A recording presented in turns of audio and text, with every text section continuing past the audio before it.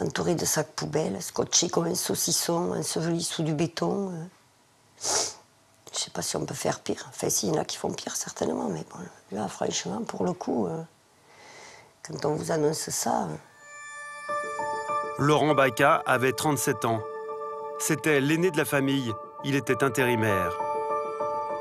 Il habitait à quelques kilomètres de ses parents avec sa compagne et ses 3 enfants. C'est ici, dans cette maison familiale d'un quartier tranquille de Toulouse, que son corps a été découvert par la police. Dans ce pavillon rose, sous les combles, Laurent aurait été tué d'un coup de fusil, puis emmuré.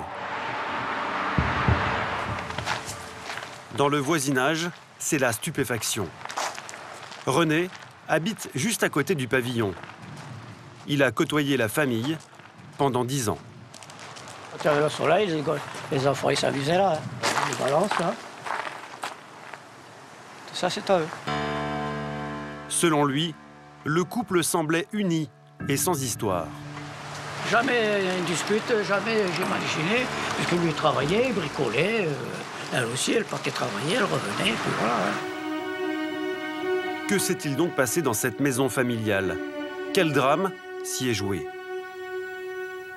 Pourquoi Edith, cette auxiliaire de vie de 27 ans, aurait-elle tué son compagnon, le père de ses 3 enfants? Quel secret cachait-elle? L'enquête sur la disparition de Laurent Baca a débuté au mois d'août, en plein cœur de l'été. Le mercredi 6 août, Martine, la mère de Laurent, cherche à joindre son fils. Ils sont très proches.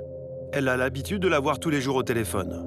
Donc, à 12h20, j'ai rappelé du téléphone maison. J'ai eu Edith au bout du fil. Elle m'a dit je suis désolée, Laurent n'est pas là. Il est parti aider un copain et il a oublié son portable. Voilà. Le lendemain, Laurent Baca n'a toujours pas donné de signe de vie. Et Edith, sa compagne, ne fournit aucune explication à la famille. Étonnamment, elle ne semble absolument pas perturbée par cette disparition.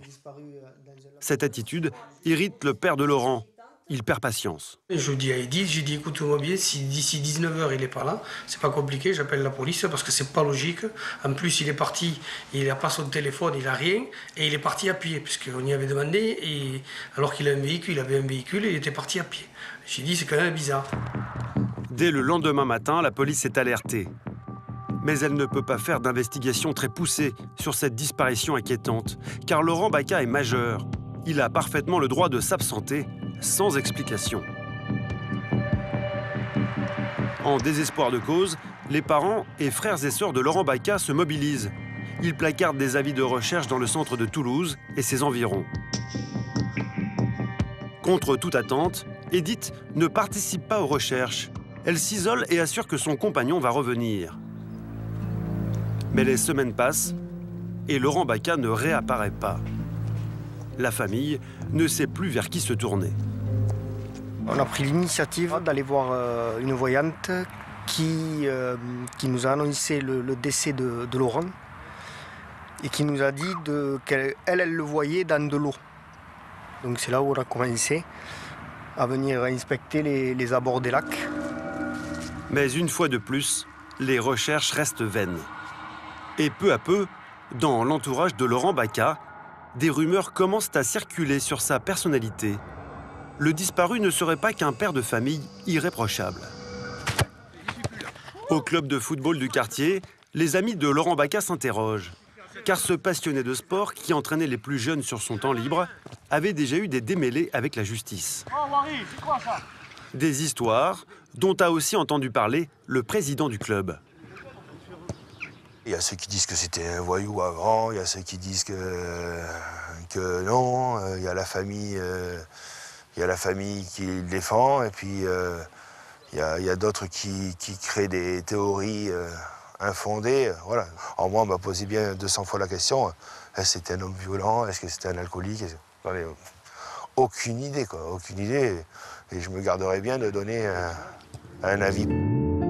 Si ces bruits circulent, c'est que ce père de famille a déjà été condamné pour coups et blessures. Il a aussi été impliqué dans sa jeunesse dans une affaire de trafic de stupéfiants. Edith le savait. Elle va d'ailleurs s'appuyer sur ce passé de délinquant pour tenter de justifier son absence.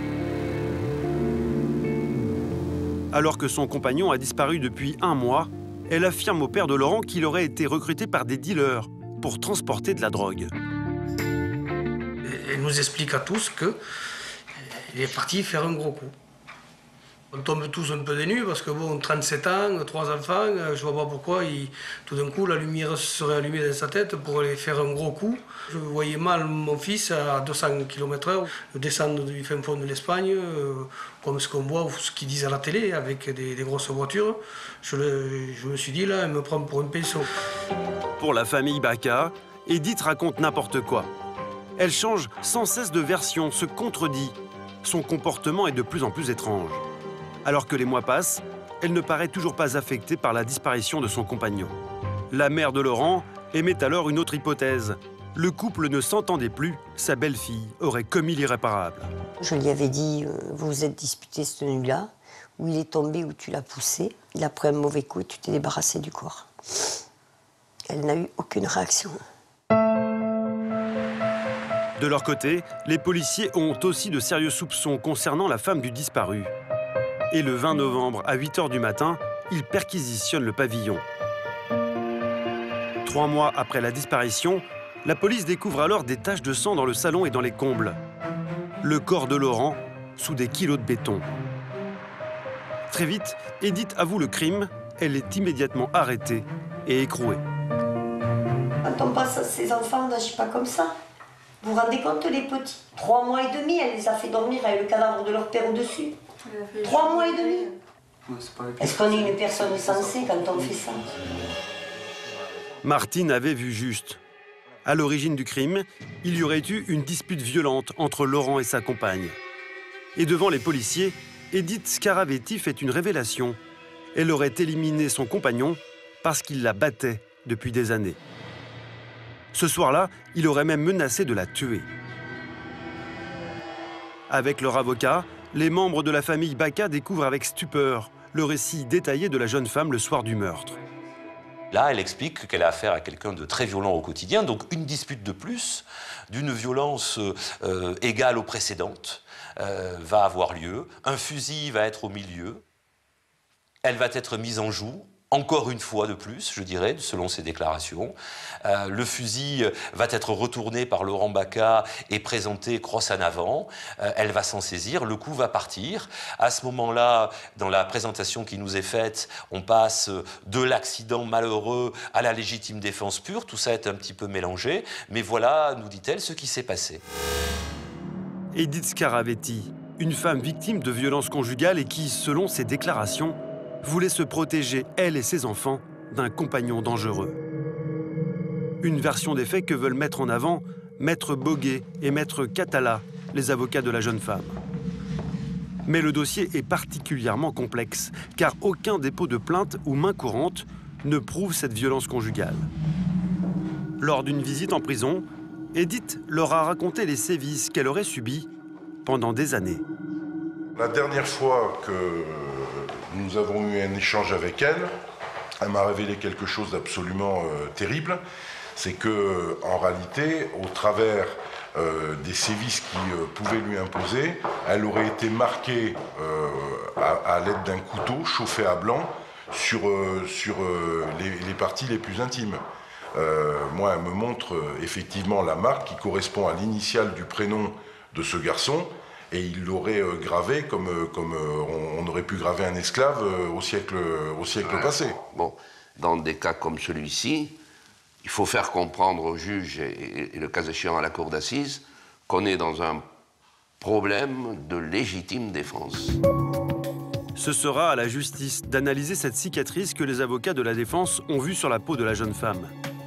Mais il y a un témoignage capital qui pourrait faire basculer le cours du procès. Une amie d'Edith parle pour la première fois de l'enfer quotidien vécu par la jeune femme. Véronique Basset est la confidente et la collègue de travail de la mère de famille. La prison n'a rien changé à leur amitié. Les deux amies continuent à s'écrire.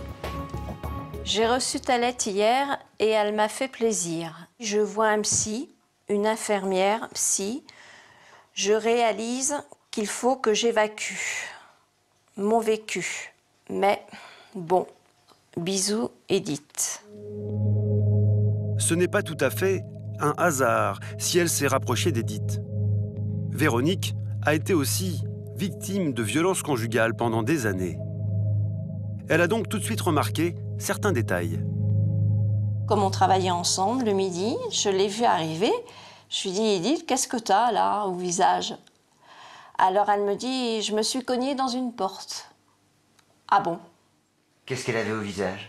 Elle avait un genre d'hématome de bleu juste là, en dessous l'œil, un peu maquillée. Je lui ai dit, mais d'habitude tu te maquilles pas. Elle me dit, mais non, mais je me suis cognée dans une porte. Et là, aux jambes, parce que bon, j'ai vu qu'elle avait des hématomes aux jambes, aux bras.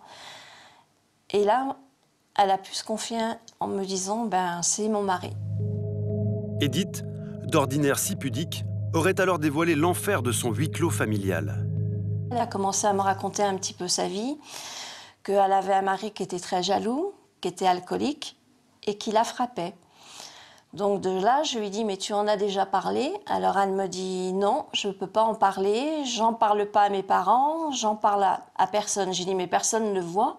Elle me dit, bah tu sais, je mets des pantalons, comme ça aux gens, ça se voit pas, et je suis quelqu'un assez de réservé.